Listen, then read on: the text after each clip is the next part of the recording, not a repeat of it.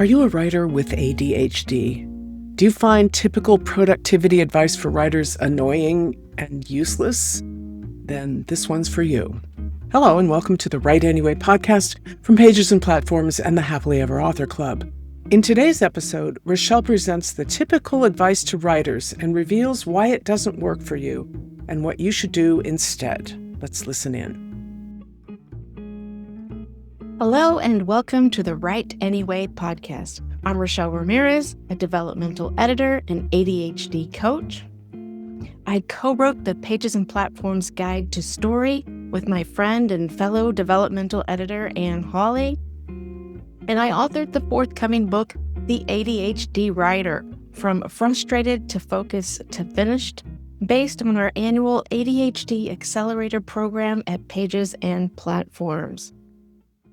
And yep, you guessed it, I have ADHD, the inattentive type, which means, probably like you, I am a champion at generating great ideas, hyper-focusing on projects, and creatively solving problems. I also have a history of challenging expert writing rules and advice, especially when it pertains to neurodiverse writers.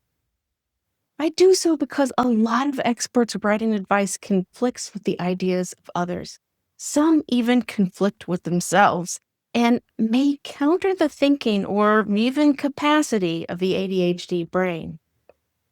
Productivity gurus will go on and on about how you must break bad habits and build good habits. They'll say, to do that, you must do things like be consistent, set long-term goals, be patient, stick to your plan, reward yourself, get the early bird worm, and improve your willpower. Most of us ADHD folks have spent our whole lives trying to do what neurotypical people advise, and it hasn't worked. So I'm not going to waste your time with habit frameworks you've seen time and again. To create and maintain a writing practice, you need different solutions than the neurotypical writer. But there's a caveat to anything I'll share here. Please don't let any of these ideas change what's working for you. We don't fix what isn't broken, which is why at Pages and Platforms, we have a tools, not rules approach. Take what you need and leave the rest. The important thing is that you write the story that's in your heart to tell, on your terms. So why is creating healthy habits, like implementing a regular writing schedule, so hard for ADHD brains? We know it's not a lack of willpower, intelligence, or intention. Let's look at the primary reasons you might think habit formation sucks. First and foremost, we have a neurological difference that makes it difficult for us to form and maintain mindless, monotonous, and repetitive behaviors. We have a need for novelty and stimulation. And we seek activities that provide a quick dopamine boost. Now, dopamine is a neurotransmitter and hormone involved in motivation, movement, learning, and emotional responses. It's often called the feel-good neurotransmitter because it's released during rewarding experiences, helping to reinforce the behaviors that triggered it. The challenge for us ADHD writers, well, we have less dopamine available and a lowered reward sensitivity, especially to delayed rewards. And since traditional habit formation relies on dopamine pathways to reinforce positive behaviors by creating a this feels good, let's do it again signal, habits that don't offer immediate gratification rarely stick. Also, our preference for novelty directly conflicts with the consistent, predictable nature of habits. We ADHD folks have executive function deficits in areas such as organization, working memory, and impulse control, which makes it hard for us to plan, initiate, and stick to a consistent routine. We have difficulty with attention and memory. Distractions easily pull attention away, making it hard to follow through on a planned action.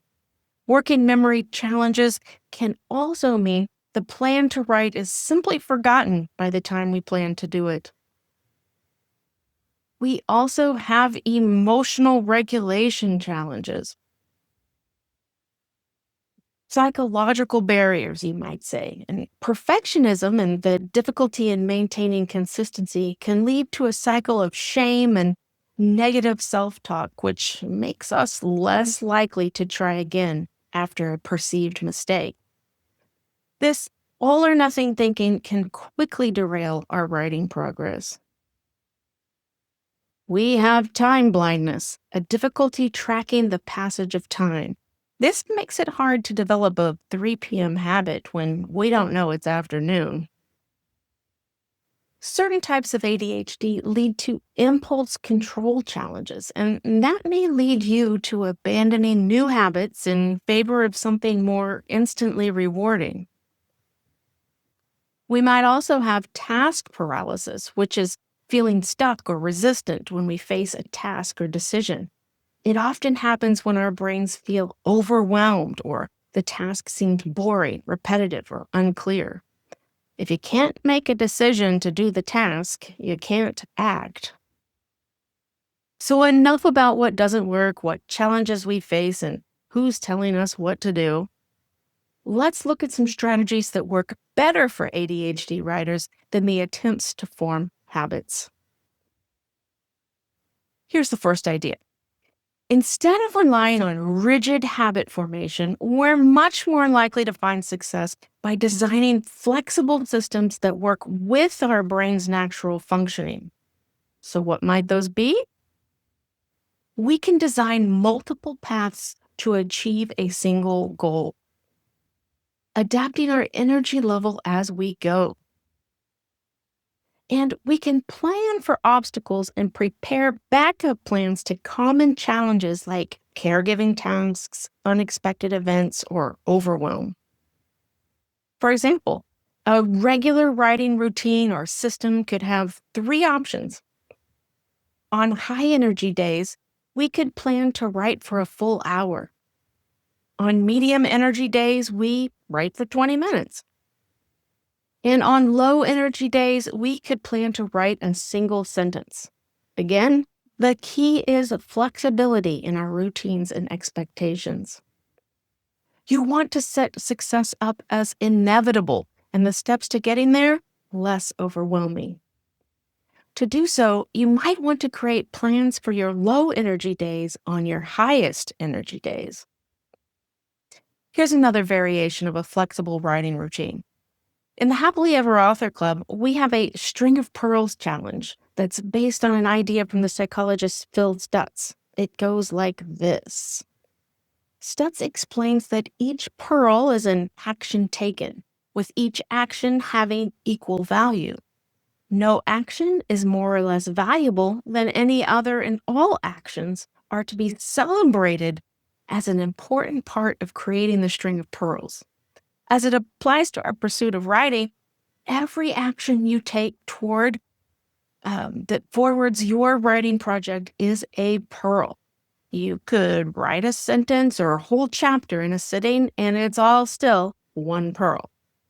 You string a pearl by taking an action every day. You can document each pearl in a spreadsheet provided in the club, or you can track this on your own. It's a way to sort of gamify your writing actions. Take pressure off yourself to do it all in a day, and it will train you to see your writing routine in a different way, because built into every pearl is some flexibility. You can also implement the 5-minute rule by committing to writing for just 5 minutes. Then, when the time is up, reevaluate your willingness to carry on. The flexibility is in what you work on and for how long. Whatever you choose, any action is a success. We can also use external reminders and environmental design. We can rely on tools and environmental cues to remind us to start tasks rather than using internal willpower or memory. For example, at night you could put your notebook next to the coffee maker. Keep your writing tools in a highly visible location, near something you already have a habit of doing to serve as a visual cue. Now, this is also a visual reminder of what some call habit stacking, in which you attach a new desired behavior to an existing automatic routine. Here, morning coffee equals time to write. But note that what we're adding to habit stacking is a clear visual reminder. And for us accident-prone ADHD folks, I should point out that it's a notebook at the coffee maker rather than an expensive laptop. I learned that the hard way. Like neurotypicals, we can schedule our writing goals and times the night before, but, and this is a hard but, we need to review and likely rewrite those goals in the morning. We don't have the same working brain in the morning that we do at night. Most of us are night owls and have big expectations for our tomorrow selves. Focus on what the morning brain says you're capable of on any given day. It's more reliable in this respect. We can use calendars, reminders, apps, and checklists as second brains. Don't underestimate the power of that super brain you have in your pocket. Set a timer. Set a reminder. It's free with your paid internet service, reliable, and you can choose whether or not to act on it when the alarm goes off. The key is that you're reminded. My favorite external reminder is one that goes wherever I go. So no matter how distracted I get, where I end up, or whether my phone is still charged, I'm at least reminded of what I'd hoped to accomplish. You can get some colored rubber bracelets, each one signifying a particular task you want to accomplish in a day. When you do the task, you slip a bracelet off and put it in a jar or drawer with the aim of putting away all the bracelets by the end of the day. For routine tasks like writing, you can get these bracelets customized with your own text for just a few dollars, or write on them with permanent markers. And for the other bracelets, did you know that they make erasable markers now? Even scented ones? Those markers alone might be an incentive for some of us to try using a planner specifically made for those of us with ADHD. To get a writing routine into action, you can pinpoint the puny. Start with small tasks and make them extremely specific. Overwhelm can lead to inaction, so break large goals into tiny, manageable steps, such as edit dialogue in chapter 20 instead of finish my second draft. If that's too much, break the goal into even smaller steps, such as sit at desk, turn on computer, open manuscript file, open chapter 20, highlight the protagonist's dialogue, etc. Focus on progress rather than perfection in writing. Missing a day of writing doesn't mean failure. Simply restart the next day with self-compassion. Remember, the actions we take to improve our writing practice don't have to be habitual to forward our projects. Some days, other activities will take priority over writing. Some days, you'll be too overwhelmed to do much of anything, and that's okay. You're human. Now, those are some practical things that you can do to make sure there are reminders to write and to have a good plan for what to do. But what if all those are in place and you just can't seem to act? That's the final step, isn't it? How do you get yourself to sit down and write when you don't otherwise feel like it? You might think that's a motivation problem, but it's not. You're plenty motivated to write. That's why you're here listening to this podcast. Your real challenge is likely with initiation. We ADHD folks have a much more difficult time than the average Joe moving thoughts into action. So what supposedly motivates neurotypical people is establishing the importance of the task and setting up rewards and consequences for their performance. That's why standard motivation and productivity experts use an importance-based approach. There are certain assertions go like this. If it's important to you, you'll prioritize and do it. If you establish more brutal consequences for not doing the task, you will gain willpower to do it. But we need an interest-based approach to writing. With that, we can solve what you might have been referring to as a lack of motivation with a combination of some simple ingredients: interest, challenge, novelty, and urgency. With recipes incorporating these 4 ingredients, we'll write more often and with ease. That's because when we find something interesting, challenging, novel, or urgent, we're motivated to act on it.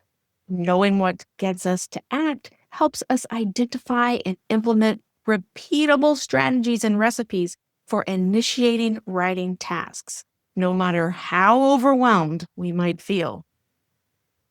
Still, how to do this might not be obvious.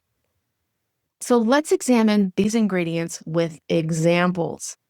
So let's take story revisions, for example. Many writers procrastinate at the revision stages, saying things like, "I hate it, it's boring." It's a rare writer who claims revisions are exciting. Besides getting started, there often isn't much challenge, novelty, or creativity. And unless you already have a publisher, there isn't much call of urgency in the activity because, well, you can always extend your self-imposed deadlines. So how do we get ourselves to initiate revisions using the interest-based approach? The first thing to consider is whether or not you're really interested in the project you're procrastinating. Do you really care about finishing this particular story?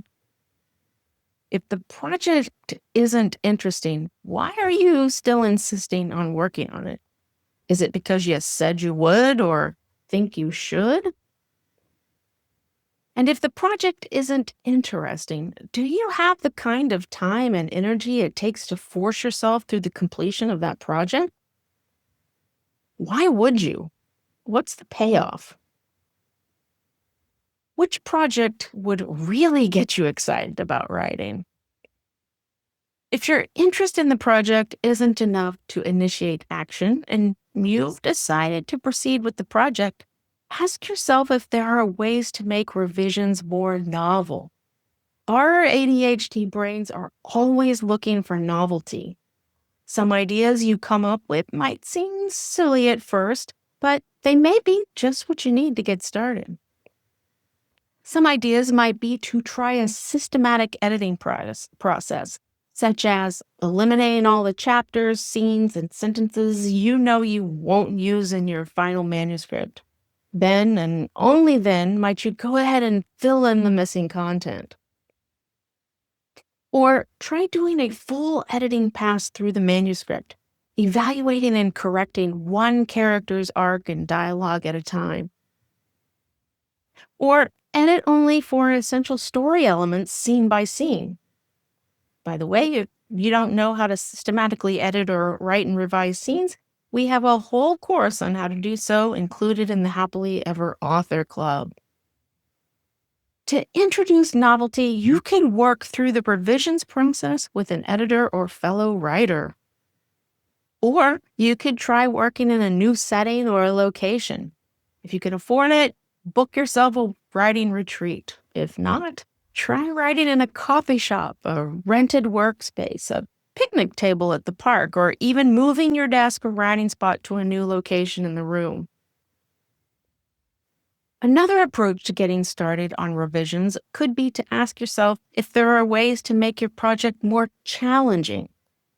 You could set a timer and try to complete the revision of a scene in under 20 minutes. Race a fellow writer online or at a local meetup to see who could complete a chapter revision the fastest. Read your manuscript backward to look for line edits, punctuation, and word choice. Or commit to texting a willing friend every time you revise for a full 15 minutes. You can also introduce a sense of urgency. This ingredient is really about completing writing tasks, because urgent isn't the same as important. We can use urgency to create importance and reprioritize tasks. Ask yourself, how can I create revision deadlines that feel imminent? You could hire and prepay an editor with specific submission dates and times. You could join a critique group and with regularly scheduled meetings and eagerly waiting readers. You could find a writing competition with a rigid application timeline and prepay the application fee. Or schedule to pitch your book to an agent at an upcoming writers' conference, knowing that if they ask to see your manuscript, you'll need to produce it immediately or lose a publishing opportunity. It's important to note that these suggestions are far from an exhaustive list. And these writing initiation recipes won't always work, because no strategy will eliminate the need to revise your work. Recipes sometimes fail. And because our brains seek novelty and challenge, we can expect our open ingredients to have an expiration date. But like with any writing task, we're looking for recipes that will work for now. When a recipe doesn't work, we try something else, maybe returning to the original recipe at a later date. So when you feel stuck and can't start your writing, you can refer to your simple ingredients list. Interest, challenge, novelty, and urgency. Then ask yourself what recipe or individual ingredient you might use to move forward with your writing. Ask yourself, what recipes have moved me to write in the past? Might one be helpful here? How can I make this writing task more interesting? How can I make it more challenging? How can I introduce more novelty into my writing tasks? Or how can I make this feel more urgent? All right, I think you've got the idea. So now you have some solid strategies that can help you more than focusing on developing habits. In addition, you can learn more about me at RachelleRamirez.com, where you can see my developmental editing services and rates and schedule a low-cost editing consultation, which is a chance to ask me questions about next steps in your manuscript and to find out if we're a good fit for working together. So thank you for joining me today. I really appreciate it, and I hope these suggestions help you out. If you'd like a weekly dose of writing insight and mindset and marketing tips in your inbox, subscribe to the Write Anyway newsletter at pagesandplatforms.com/subscribe. And that's it for this episode of the Write Anyway podcast. Thanks for joining us. We'll see you next time.